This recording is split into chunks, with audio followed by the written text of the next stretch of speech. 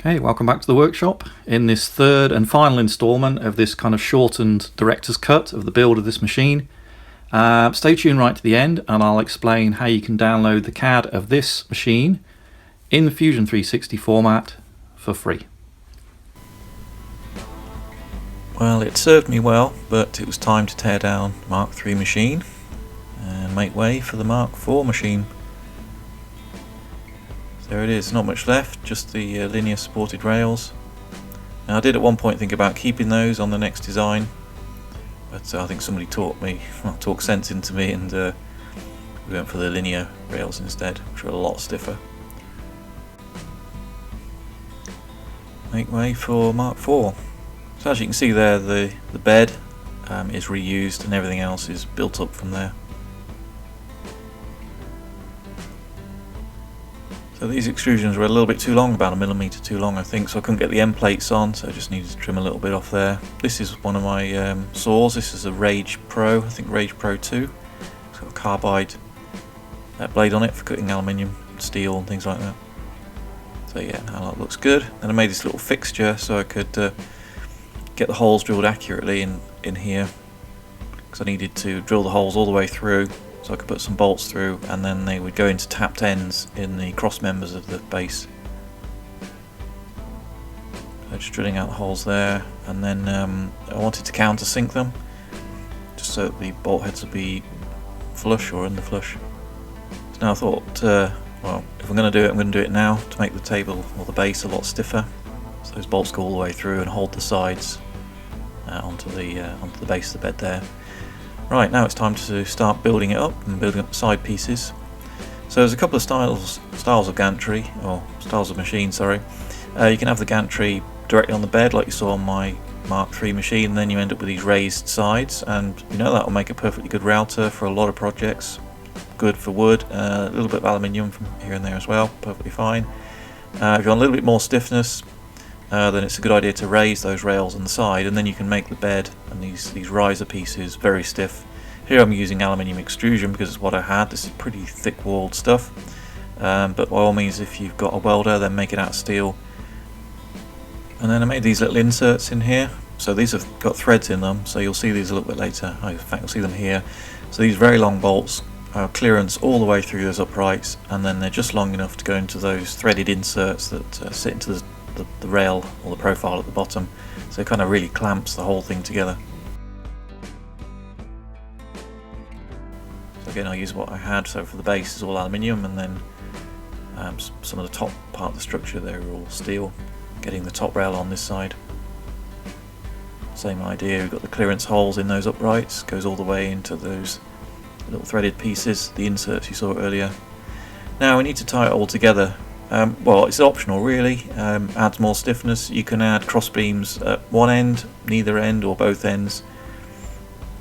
If you don't put any in at all, that gives you great access for material feeding in and just general access around the machine, because the raised sides, depends on how high it is, but might slightly obscure your access. Yeah, so if you can go for these cross beams at either end, or I think I made two in the end. I made one for both ends, and then eventually only fitted one in the final fit up, and that gave me nice access at one end but reasonable stiffness at the other. Yeah, so I think in the end this one didn't make it to the final assembly, but this one did, so I kept this one on. I think that's the right way around. No, it's the other way. So this is the one I didn't ultimately fit. So you know, it's up to you really. If you want, you're playing off stiffness against general access.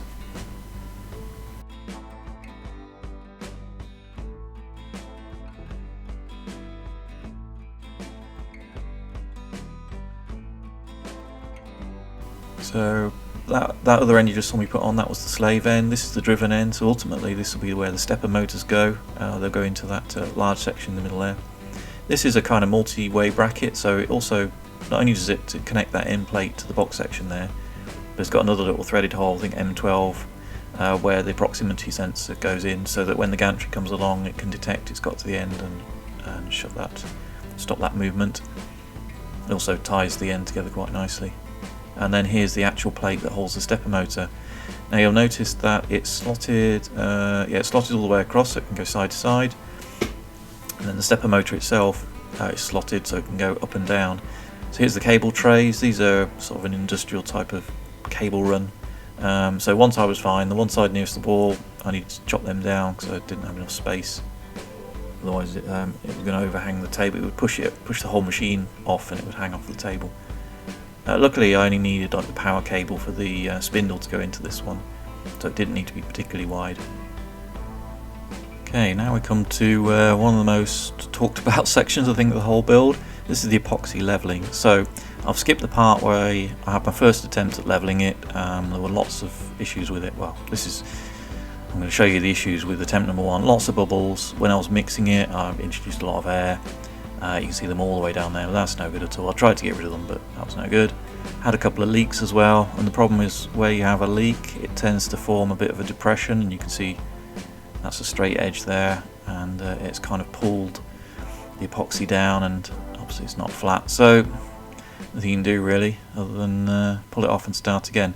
So we'll go into why I'll use the epoxy method in a minute, because that caused quite a lot of conversation and discussion as well. So we'll go into the options and why I did that one as well, just in a moment.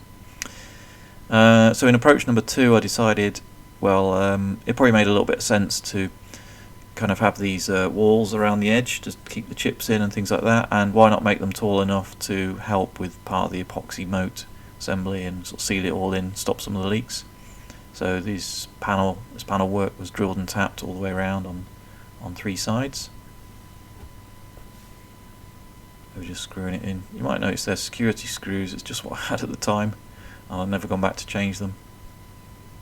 Yeah, just regular cap heads would be fine, or yeah, socket head screws. It's just what I had to hand in M5. So I've got all the panels on, which I thought was quite a nice way to do it. Again, keep the chips out, and then you can see there how it's going to form some of the epoxy edge. So this was the cross piece that I finally went with, so this is only on the driven end. I didn't bother putting the one back on the other end. Just, you know, that compromise between access and rigidity.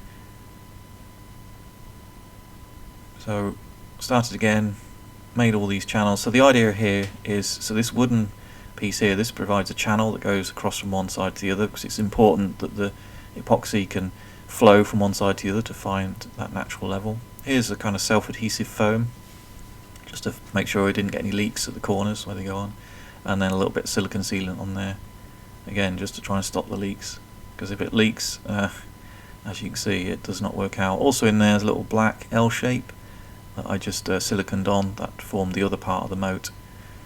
So I was pretty happy with the sealing this time. I think what I did this time, was it I think it might have been the complicated way I made the parts. Yes, it was. Right, so I made this contraption here. So you've got the jug there, and it sits inside that bath, and that bath had warm water in it.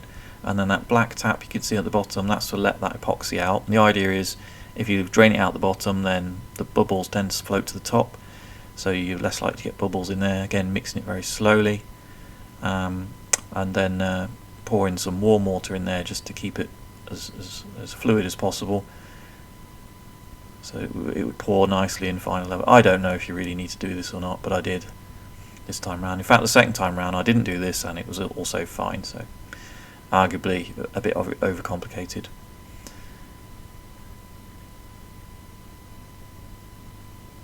Yeah, so here we are doing the pour, so we just open the tap and let the epoxy through. And I had some little depth gauges in there. I don't think I really showed it in this edit. I've heavily edited this down because I was trying to keep the videos manageable for this this summary set of videos. So I wanted, I think, about 5mm, because there's a little bit of a minimum that you can really have, because it's got to find its level. It's got to kind of join together. You know, you can't really level to a millimetre. So I think I went for 5mm in the end. And it's got a meniscus on the edges, so it curves up. So you just need to make sure that you make the moats wide enough so your rails, which are in this case 20mm wide, sit on the flat part in the middle. At this point I decided just to check just how straight or how flat, I suppose, these linear rails were, because I'd had some comments in when I was looking at them in one of the earlier videos. I didn't include it here, but this is a better method just to check. So we've got the two carriages on the rail. As you can see in the foreground, we've already fitted the first one, and that's our kind of datum.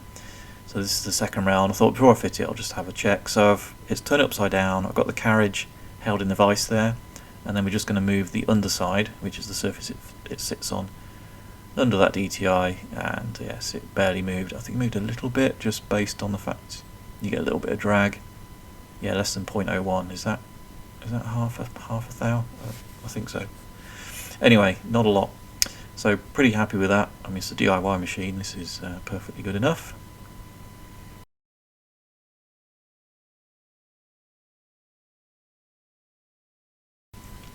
Oh yeah, now here's a little trick. So if you've got these bearing blocks that go on the self-supported rails, then if you're careful, you can get them to go on the linear rails, like that. So here it is again in slow motion. Yes, if you start with this, the self-supporting rail type, the one that go on the round ones, if you get it just right, you can get them to go on the linear rails. So, worth practicing, and it's a good upgrade if you can do it. I think these ones were, yeah, these are the Hiwin ones. That's the first one, and then second one going on there. You can see how they go on, and then there's a little plastic guard that stops the balls falling out, and you can use that if you want to take them off again.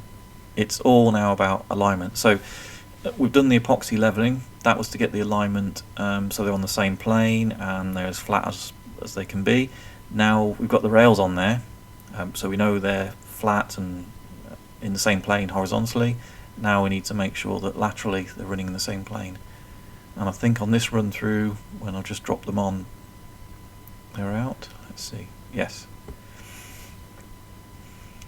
So they're not in line, so just a little bit of tapping, bringing them back into line, because what you want this rail to run parallel to the other rail. Oh, there we are. See, that's running off quite a long way. So this bit of aluminium that you see there, that was clamped to the nearest rail, and then it's basically like a very long DTI holder, and then the pointer is resting on that reference surface there. There we go. After a bit of adjustment, they're now running parallel to each other. So in the same plane, horizontally the same plane, and now parallel. And now we're just going to have a look to see if they're pointing up and down in the same direction with a level check. So the way I did this, you can see in the background there, that bluey coloured kind of frame, that is a Precision Engineers level, very accurate level. So each of those little increments there, little lines, is 0.02 millimeters of vertical movement over 1 meter horizontal. So very, very accurate. And what I'm doing here is putting shims under whichever is the lower end, and then I'm measuring those shims, and I'm then working out at various intervals down the rail which way the rail kind of is pointing. Now the workshop floor is not super flat, so I'm not too interested in it being absolutely level, but I'm interested in the relative levels of this rail compared to the other one. So you'll see in a moment exactly where I got to. Okay, so we've measured all those, written them all down, and you can see the height differences as we go down all the angles. Again, they're not going to be, the workshop floor's not flat, so what we're looking for is what is the difference between each of these, and it's, what is that, 0.07 difference in terms of height difference at one end relative to the other. So pretty close to parallel over, what's that distance of about 800 millimeters, I think those. So then we'll skim the bed later, and the bed will then become in the same plane as those rails. We've got the ball screws fitted, you can see at this point. And then we've got the little platforms just going on, which the gantries are then going to fit onto. So however you design your gantries and your little CNC machines like this, I think on the whole it's worth doing this in 2 stages. So you have this little piece here that goes onto the bearings, and then the bit that goes onto the gantry itself on a separate piece, so almost kind of double up. And then you got lots of options then. You can shim them up, it makes it easier to assemble. You don't really want to be building that up into just sections here. So in other words, you're kind of doing double duty on those pieces there. I think it's a better way. There you can see a better picture of it there. You've basically got those two plates next to each other and just screw them to each other. So lots of different designs out there, but that general approach I think is one that's recommended, a good one to do. So we're just screwing the gantry down onto the linear rails. It's time to get these little the ball nut blocks on there. So I built my own here because I needed them to different dimensions to the standard one. You can see they're a little bit higher, stick up a little bit, and I had to then mark this up and then custom machine it just to make sure it was just going to be a very gentle fit under there. So I made it slightly oversized and then brought it into line for the final assembly. And then because I was going for a low backlash or zero backlash if I could, I've gone for twin ball nuts on this, on both these ball screws in fact. So we're just putting the other ball nut block on there, and then you'll see in a minute the method I used. So there's all sorts of methods available. You know, you can even get twin sort of preloaded ball nuts all in one package. You can do your own with springs, Belleville washers to apply a preload that's always there if you like. I just went for a relatively simple approach and one that's actually worked out quite well, which is, we're going to perhaps show you in a minute I think. Here we go. So we connect up the first ball nut, so that's now nice and rigid. Of course the second one is not connected at this point, so we just apply a little bit of preload. So we're taking up all the backlash in those ball nuts, which is not much, usually 50 microns or so, and then just tightening it up. Now of course you're relying on the threads being equal pitch all the way down, equally spaced, which of course they won't. Now these are just rolled ball screws. They're very, very good, but they are rolled, not machined or ground. So, but in practice I've found the backlash is very, very low if you use that method. Certainly a quick, easy way if you can add double ball nuts to your design. Relatively easy way to add some very low backlash. So I think, oh yeah, okay, so 0.01mm step. So what this will mean is, so I've got keyboard control now, so every time I press that it will command 0.01mm on the steppers, and then when I change direction you can see it immediately comes back the other way. Now if we're being absolutely fair here, there will be a little bit of friction in the seals and things on there, so this might not be the ultimate way to reveal the backlash. You'd probably want it in actual full motion, but I was pretty happy with that. I think for the minimal effort and minimal cost it's worth doing that. So now we're just installing the pulley assembly for the drive. So on the y-axis I had lots of different designs for the y-axis.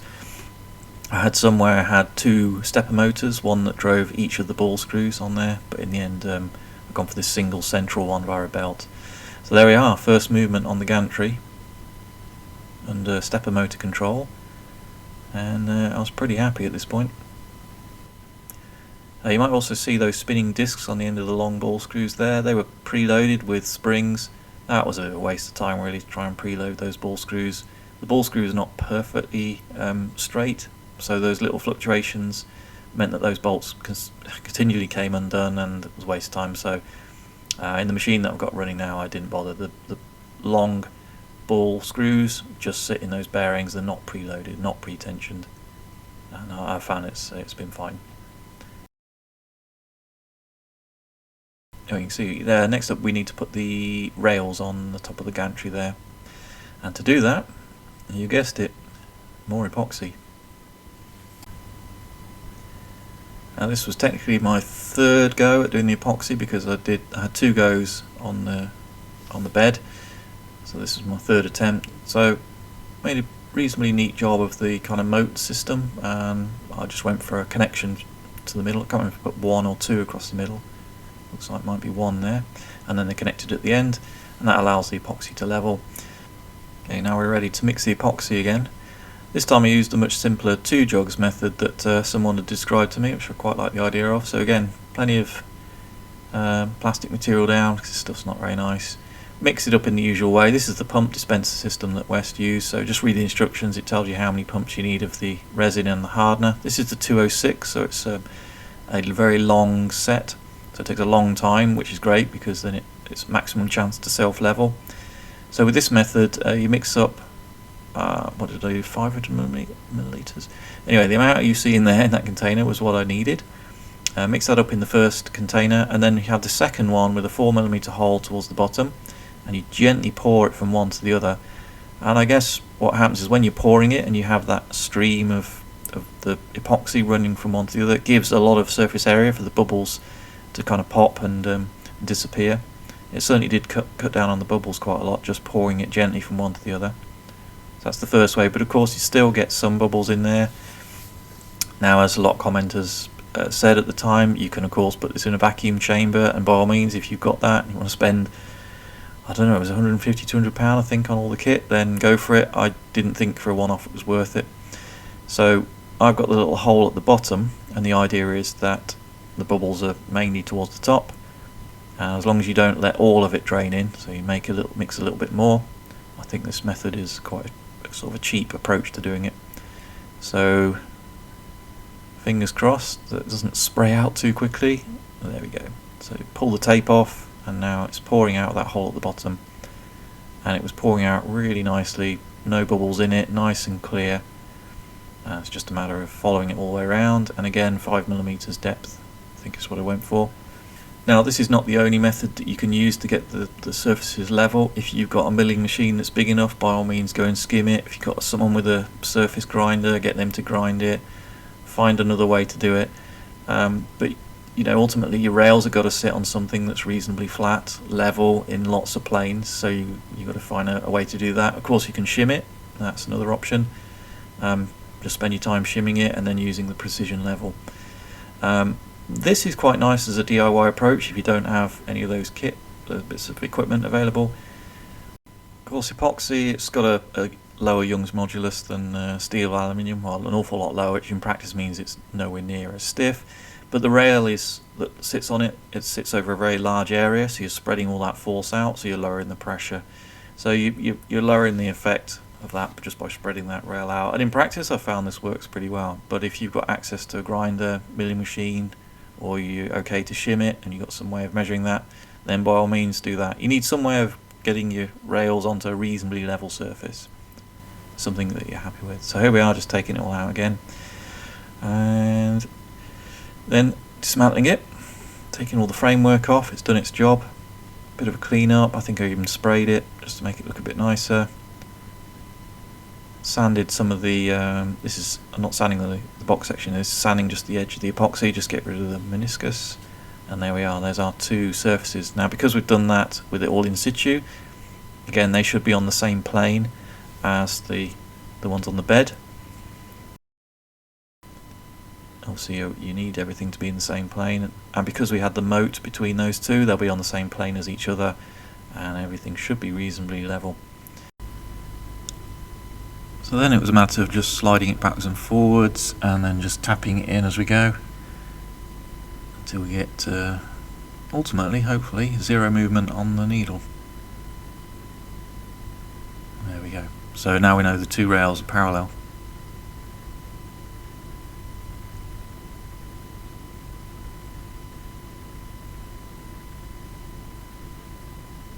And then just to see where we ended up in terms of the epoxy leveling. So now we've got this is a really accurate engineer's level.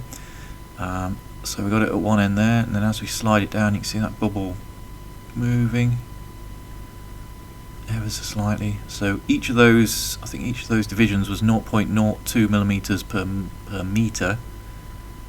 Yes, we've got 0.01 per meter of deviation, so pretty flat and level. That's going all the way to the far end. So you have to wait for these to settle.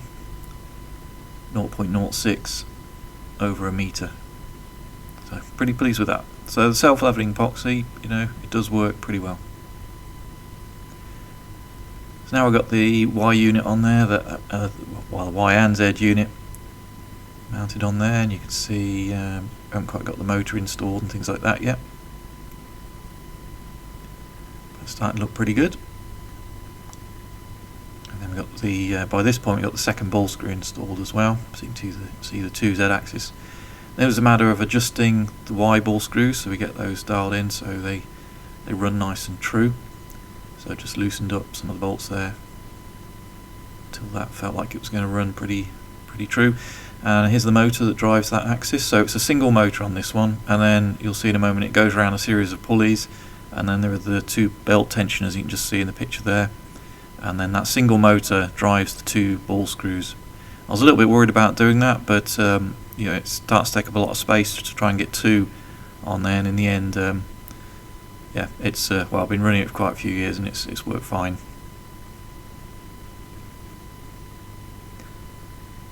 So here's the belt going on now, and then in the centre there you can see those two tensioners. So those run in little slots, and then they've got captive nuts on the back, and then I just had to push those together and then start to tighten it up.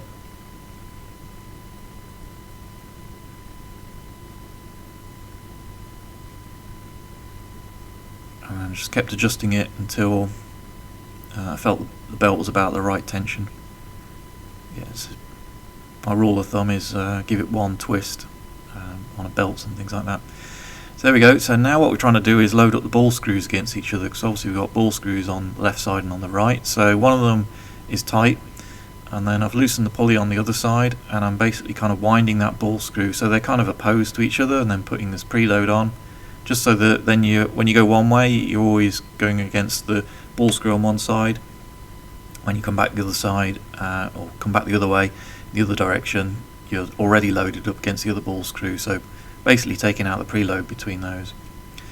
So once I'm happy with those, just putting some Loctite on the grub screws and just locking those off to make sure they don't move. And in the couple of years I've been running this, they've been absolutely fine, no issues at all, not come loose or anything like that.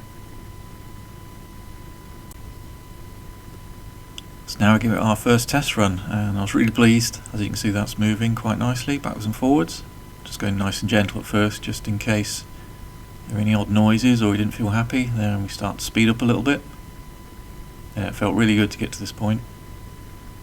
So we've got our y-axis moving, the belt's tracking nicely, it wasn't making any odd noises, wasn't trying to ride off one way or the other. Yeah, very pleased. Okay, now time for some of the more fiddly bits. So this is some of that wiring channel, the metal channel work, and there was this is the bit where the drag chain goes into, so I just needed to cut a little slot out there. You'll see it in a moment. And then this goes on the back of the gantry, and it houses quite a few of the drag chains that go on there. Let's just chopping that out, and then we're going to offer it up onto the machine. After a bit of filing and tidying, of course. You don't really want any sharp edges anywhere near any of the cabling. So at this point I drilled and tapped some little fixing holes so we could run this tray on the back there, and you can see it overhangs a bit, so that allows the drag chain that will come on in a moment to run down the side there. And then it's plenty wide enough because there's quite a few wires that need to go onto the Y and the Z and the spindle and so on.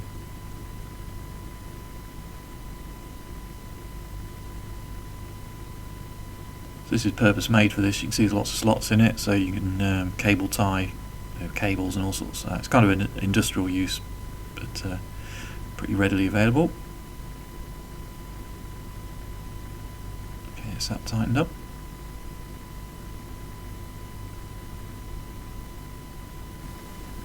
And here comes the drag chain. You can see there's, well, I had to cut that slot out there.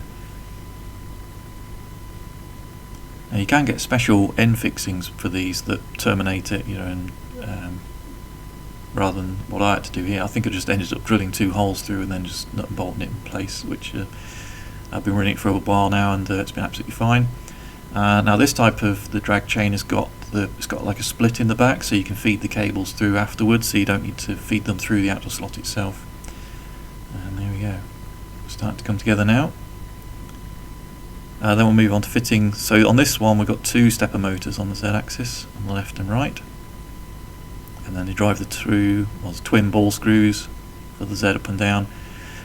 Is this strictly necessary? Probably not actually. I think having used it for quite a while, maybe one would have been fine just onto one side, but it's pretty heavy. The spindle itself is quite heavy, the main block it sits in is quite heavy, and I thought, well, it's not a huge amount extra. I think I had a spare stepper motor anyway. It's not too much extra just to add the second one on the other side. Then everything's nice and neat, and I'm driving either side of the spindle for the X, Y and the Z. And then just to tidy this up, these are commercially available. This is a junction box, or UK style anyway. I'm sure there's similar ones around the world. Just marked, drilled this out, so adapted it to my uses really, to my needs.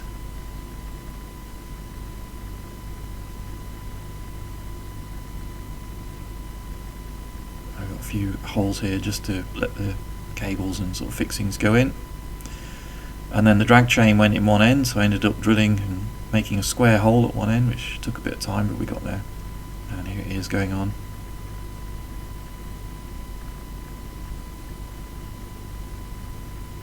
Then to make a neat job of it, I've got that conduit protector that goes up to the steppers, and then finally just close off the whole panel. I went for a, I think, brush satin finish cover there. You can get these blanking plates, and there it is, looking quite nice.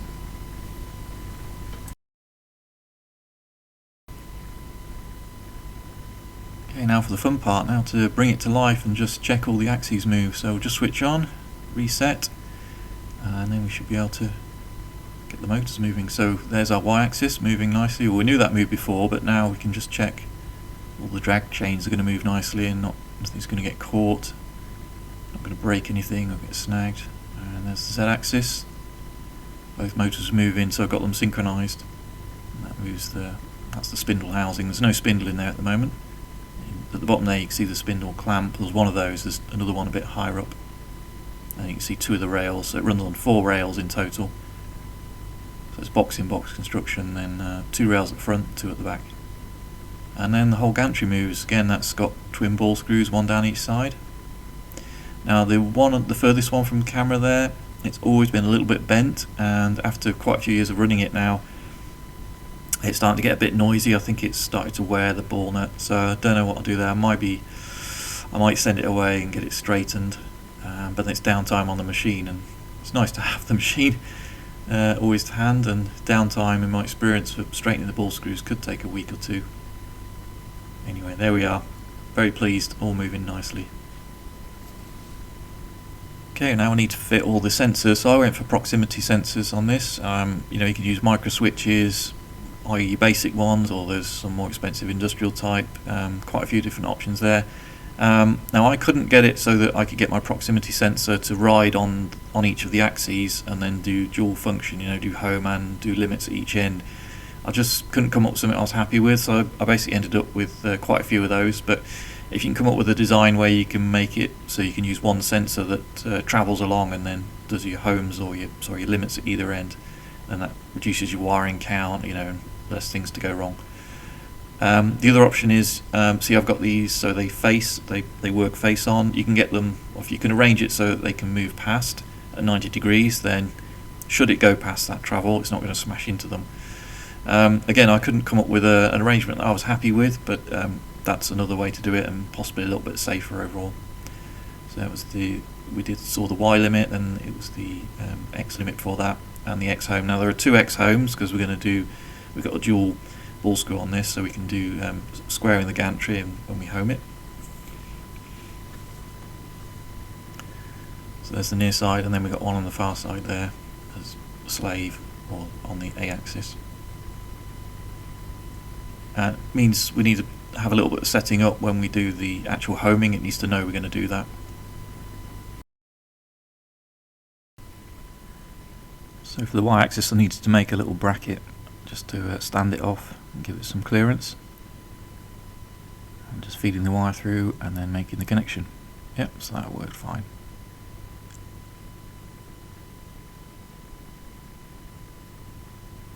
Okay, and the last one to do is the Z home, so I'm just removing the cover here, and then there's a little plate that goes on that the sensor fits into.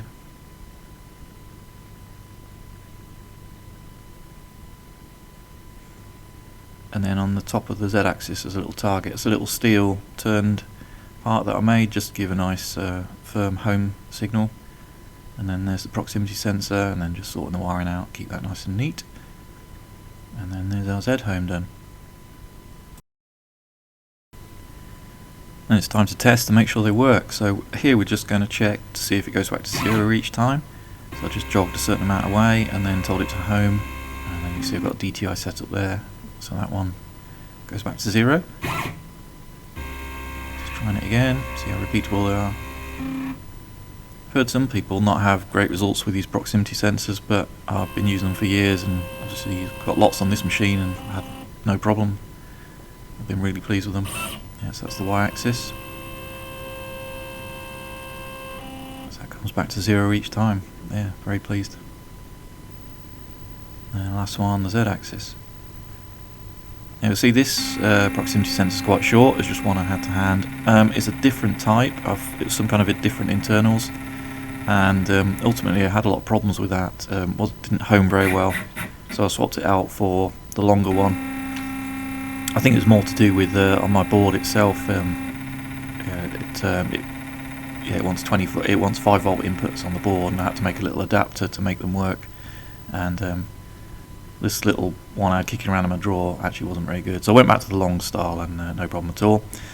Now I wasn't sure whether to put this bit in the final edit or not, because it's just me extending the wire, and I thought I would. So for those of you who haven't seen inside the end of the spindle where the electrical connector is, you get to see inside.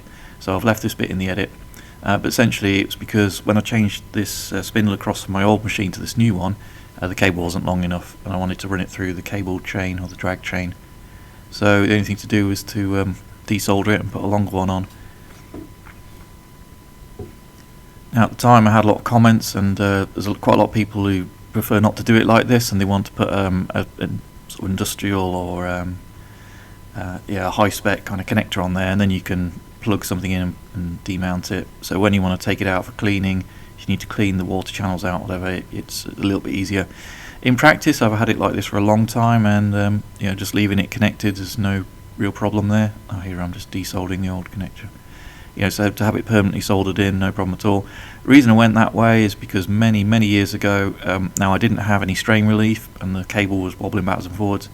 I had a problem where eventually that connector, the plug I did have on there, sort of GX something or other, GX16 maybe, the pins wore loose over time because they were getting pushed around by the cable every time the machine moved. There was no strain relief on it, and eventually I had it because you got mains voltage going down there. Eventually I had a big blue flash, and the inverters don't like it when you break the connection while it's running the motor, and the inverter was damaged beyond repair. So I prefer to do a soldered connection, so one less joint to go wrong. But if you put proper strain relief on it, I've seen plenty of examples where you can put a plug and have a socket on there, no problem at all. So here we are, just making up the new fresh connections, soldering on there. And then there's a ground. Just check with a probe that you've got somewhere that's a good ground if you're going to do this. Then connect to that. I used a little ring terminal that worked quite well. And then I just did a few basic checks. I don't have a high voltage ohm meter, what they call mega ohms or something like that, where you're testing the insulation qualities under high voltage. I'm just doing a basic continuity check here.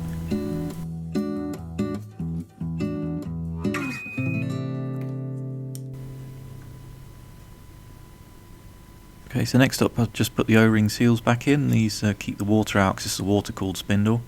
Just make sure those are seated nicely. And then it's just got a load of cap head bolts around the outside just to put it back together. And you can see this time I've got a very large strain relief on that cable. So I added that just to, even though it didn't really need it, because it's going to run inside a cable guide. But now we're just checking the ohms between each of the cables. So this is actually checking the motor windings, if you like, just make sure they're around 2 ohms each on every pair of terminals, and then just checking none of them were shorted to ground, which would have been exciting, and then checking the ground is actually touching the ground. Yeah, so it's basic checks, but it's kind of, I think, worth doing for a little bit of effort. And finishing off with a bit of heat shrink, make a nice tidy job of it.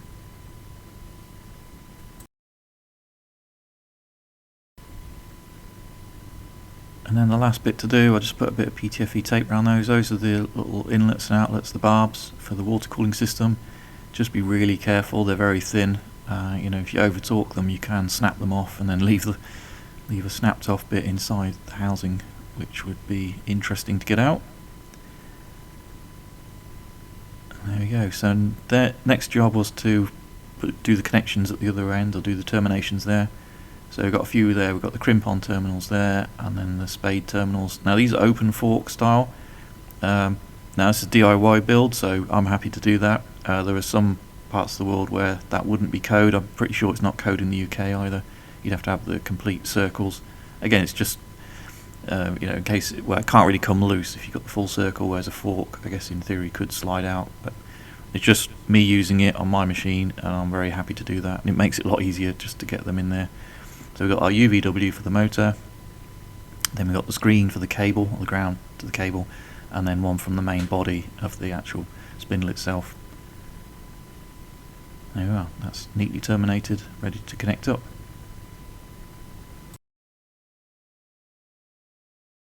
So now we're going to install the spindle for the first time into the housing there. You can see those two clamps, so one top and bottom, that hold it in place, and this way you can adjust the height, so you can kind of fine tune exactly where it is relative to your work, so it's quite a nice way to do it.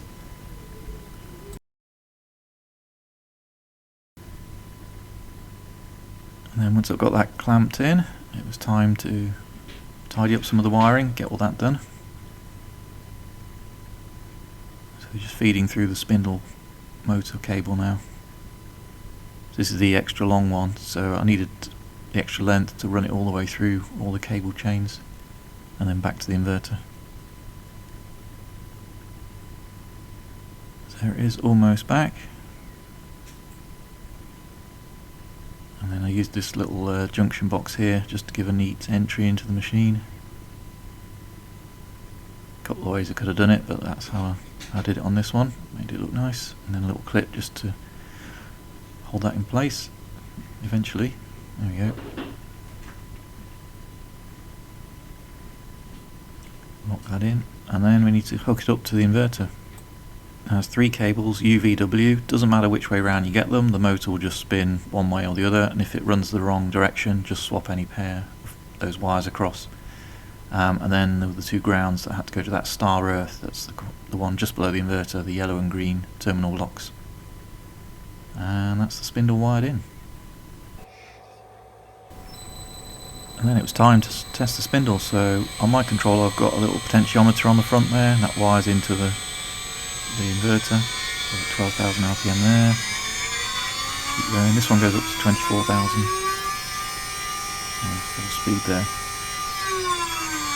Yeah, pleased. Looking good.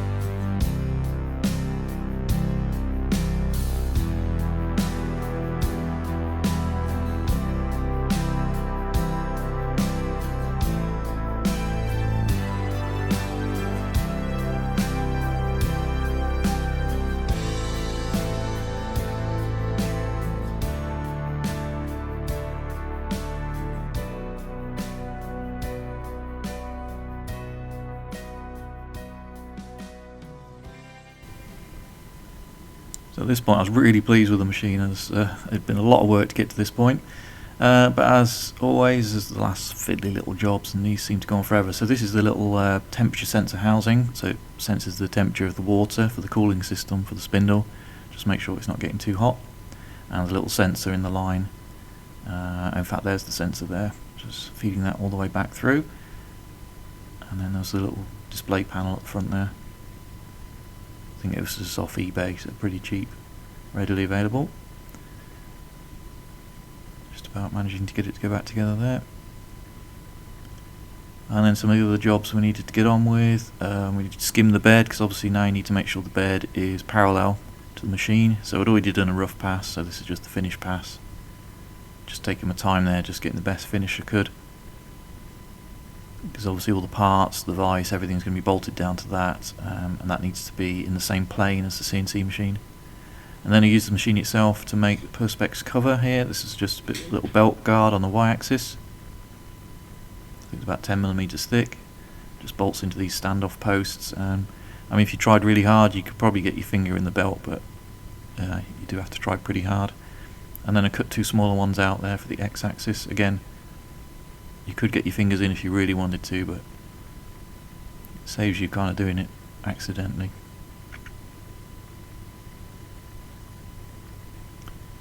And then we've got a working machine. So the next thing to do is to square the gantry. So there's a couple of ways of doing this. The way I did it is just kept so I've got it set up for independent homing, so it homes on both of those. So in theory it could home not completely square. So now I've got the squarest thing I've got in the shop, which is this engineer's level. And I set it up and dialed it in so that that ran true to one of the axes. So I'm not adjusting anything at this point, I'm just setting the square so that it's true, in this case, to the x-axis. And then because that's square, if I then run down the other side of that engineer's square, the precision level, we can see how good we are. So we've got this, anyway, we've got this side dialed in by just moving the precision level itself. So if we turn it and run around the other side, you can see it's got run out on it. So it's not quite right, so it's close. So the way I got around this or got it dialed in was just to slightly adjust that on the thread so that it would home back to a slightly different position. Now you are twisting the gantry very, very slightly, but for these tiny movements it's fine. And I just played around with that until I got it square, like that. There we go. In fact, I think I got lucky. I got it on the first go, the first trial. So now it's running nice and square. Then on to what I think was the last job, which was actually tramming the spindle. So okay, we've machined the bed so it's parallel to that, but the axis of the spindle may not be 90 degrees. So I've just got a little dial test indicator and a little block here, and just sweeping it around, just checking whether it's 90 degrees. There's a good chance that it's going to be out, and in fact it was. So I've just got mirror in just so that you could see on the film, and I could see as well when I was filming. Yeah, so we've got an error 0.3mm, sweeping it 180. Now the way I've designed it, that top plate there is part of the XY, and then the lower plate is part of the bearings, so those are independent, and we've got a load of grub screws there, I think about 12 in total. So you could back off these main tightening screws, and then by playing around with the little grub screws you can fine tune the axis that this sits in, kind of dial it in really. So the way I did it is got it supported on just the 4 corner grub screws, so everything else was backed away, and then I had little Allen keys on each one, so it was made it a little bit quicker. And then it's a matter of playing around with this and just kind of getting it so it's level and adjusting it depending on what you get. So you can see the dial test indicator down there, and I'm just ever so slightly changing the grub screws just to change the level of the XY unit relative to the table. Then kept sweeping it round and leveling, checking, leveling. Just a bit of an iterative process really, until I was happy, and then I could snug the bolts down and then just lock out the other grub screws as well, just to give it a bit of extra support, and then come back and check I haven't moved anything. Just take your time, because obviously that's how your machine's going to be sometime later. Did take a while, but then we got this. So on 0 there, sweep it all the way around, and with 0 on the other side as well. So we've got our bed skimmed and level, same plane as the machine, and then we've got the head trammed in. So pretty pleased with the progress, pretty pleased with the machine at this point. So just snug everything up, and then I think I went back and did a double check, nothing had moved, which it hadn't. So there it is, looking as clean as it was ever going to be. Certainly after a year or two's use on it, it's not as clean as that anymore, but that's okay, it's a tool, it's meant to be used. And I think then the last thing to do basically was just to button it up. Oh yeah, I added some lights as well, so I can see what I'm doing, and then more recently I added another light around the other side, just to try and illuminate the work area. It's more for filming, but it does help when you're looking at where you're trying to line things up. So refitting the cover, Start the spindle and we'll do some trial cuts. So I was just manually moving around using the cursor keys here and just getting a bit of a feel for it really. So that was a pretty mild cut. You can see the camera shaking a bit there. It's filmed on an iPhone, and as soon as it feels any vibration at all, it just distorts the picture pretty badly. So now I'm set up on a tripod. A lot better. So you can see I'm just using the cursor keys to move in. At this point I'm just wondering, you know, new machine, where's the limit? I'm taking some pretty heavy cuts there. You notice there's a lot of coolant and I think there's some WD-40 on there, so that's helped, but somewhere, yeah, here. So this is a 1.5 kilowatt spindle. I think if you had the 2.2, which I definitely recommend, there's no real downside to doing that. It should have a little bit more power.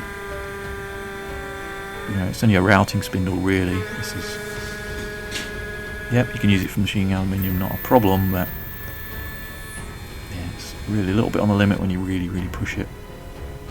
So with the roughing cuts, pretty pleased with that, and I just did some high-speed finish passes just to have a look at the surface finish and see how that was going to turn out. And you can see, kind of, because the light's shining on it, looks like some little grooves in there, but it was smooth to the touch. So yeah, low vibration level, nice finish. Very happy. There's a few nice little shots just to give you some of the finer detail. See the water cooling system there. I'd swap that out for something better in the end with a pump and radiator, but that's what I did first off anyway. And there's the finished machine. So now we get on to the real fun bit. So you can download this for free in Fusion 360 format, so you get what you see there. So you get the bed, the X and Y axis. There's no wiring on there, there's no fixtures, no bolts, but all the main parts are included.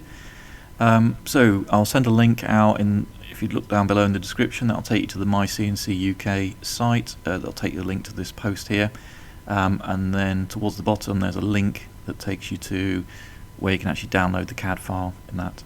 So it is for free. I'm suggesting you might want to donate to the British Red Cross. You'll see it in there if you want to do that, but if you don't, then that's absolutely fine. You don't have to become a member to download the code there, but if you do, click that link, follow the instructions, and you can sign up. And then you can go and have a look at things like this, like the build locks. So those are all the different machines that have been built by users on here. There's mine, Mark IV. There's loads to choose on. Not all are finished, but you might be able to at least ask questions and give you ideas for your build. Okay, with that, thank you very much for watching. Have fun with the CAD, and catch you on the next video.